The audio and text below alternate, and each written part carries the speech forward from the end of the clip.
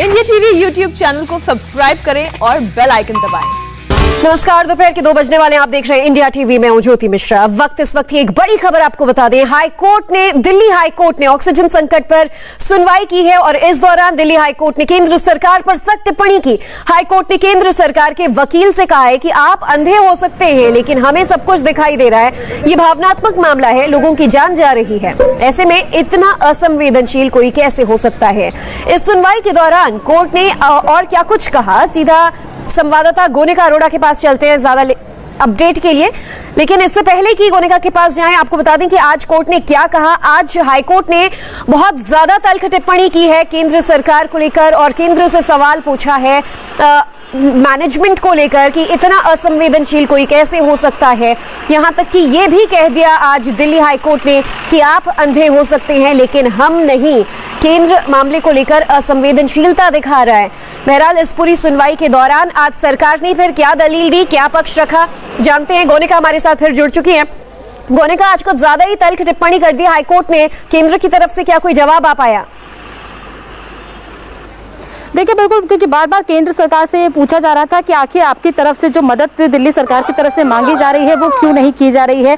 Supreme court ने 2 दिन पहले आदेश पारित किया है। उस आदेश के मुताबिक ये कहा गया था कि दिल्ली को जितनी ऑक्सीजन की जरूरत है, जो कोटा अलॉट किया गया है वो 3 मई की मध्यरात्रि तक उन्हें दे दिया जाए, यानी कि कल तक वो कोटा देना था। लेकिन आज भी दिल्ली सरकार की तरफ से कहा गया कि उन्हें आज भी जितनी ऑक्सीजन की जरूरत थी उतनी सप्लाई नहीं हो पाई है, जिस पर दिल्ली हाईकोर्ट ने कल भी केंद्र सरकार से पूछा था कि सुप्रीम कोर्ट के आदेश का क्या हुआ, जिस पर केंद्र सरकार ने जवाब दिया था कि हम अपनी एबिलिटी में जितना बेस्ट है वो कर रहे हैं। लेकिन आज कोर्ट ने तल्ख टिप्पणी की है। कोर्ट ने कहा है कि आप इतने असंवेदनशील कैसे हो सकते हैं।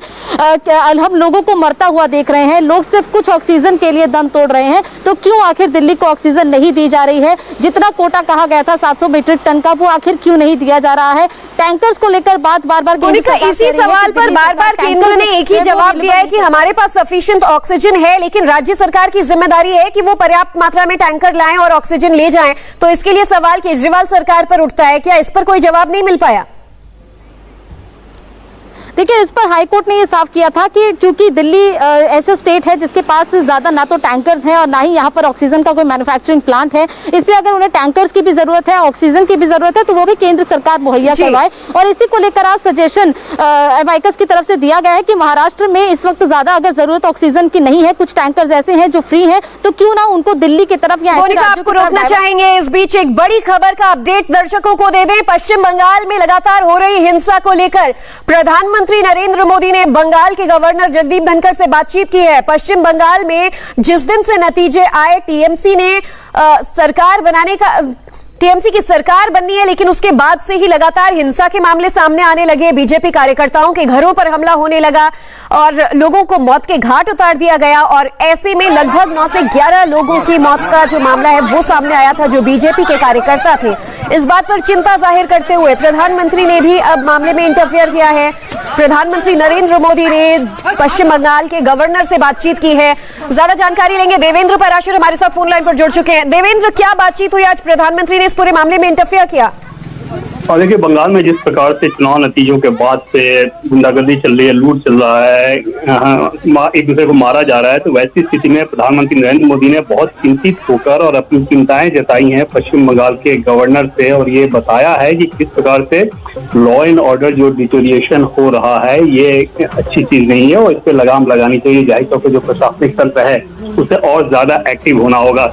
और जब पीएम पश्चिम बंगाल के गवर्नर से बात कर रहे थे तो गवर्नर ने भी यही रिपोर्ट पीएम को दी है। उन्होंने भी अपनी चिंताएं जताई है कि, और जो उनके शब्द थे उससे ये था कि वायलेंस, वैंडलिज्म, आर्सन, लूट एंड किलिंग ये बहुत ज्यादा हो रहा है। तो जाहिर तौर पे पश्चिम बंगाल के गवर्नर से बात करके प्रधानमंत्री नरेंद्र मोदी ने एक संदेश देने की कोशिश की है कि किस प्रकार से पश्चिम बंगाल के प्रशासनिक तंत्र को जल्द से जल्द इस प्रकार के राजनीतिक हिंसा पर सख्त लगाम लगानी होगी, रोकना होगा। जी, ममता बनर्जी की भी कल गवर्नर से मुलाकात हुई थी, कल उनका शपथ ग्रहण होना है। ऐसे में आज गवर्नर से प्रधानमंत्री की जो बातचीत हुई है, क्या गवर्नर अब कोई आदेश जारी कर सकते हैं खासतौर पर ममता बनर्जी से? क्योंकि बार बार यही कहा जा रहा है कि टीएमसी की तरफ से हो रही हिंसा पर ममता लगाम नहीं लगा रही है, स्टेट स्पॉन्सर्ड टेररिज्म हो रहा है पश्चिम बंगाल में।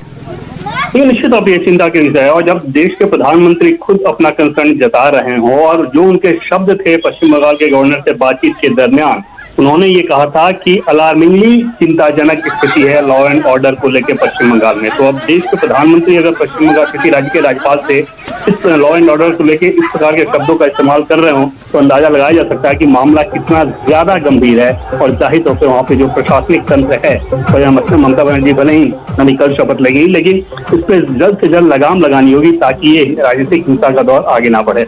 बिल्कुल देवेंद्र, महज 2 दिन में 9 बीजेपी कार्यकर्ताओं पर जानलेवा हमला हुआ और ऐसे में पहले ही कैलाश विजयवर्गीय ने भी इंडिया टीवी पर कहा था कि ये ममता बनर्जी के नेतृत्व में हो रहा है, स्टेट स्पॉन्सर्ड हिंसा है। और ऐसे में आज प्रधानमंत्री ने भी गवर्नर से बातचीत कर चिंता जाहिर की। शुक्रिया देवेंद्र इस पूरे अपडेट के लिए। नमस्ते, मैं हूं मीनाक्षी जोशी। वीडियो और खबरों से अपडेट रहने के लिए India TV YouTube channel subscribe करें, बेल आइकन दबाना ना भूलें। जुड़े रहें इंडिया टीवी के साथ।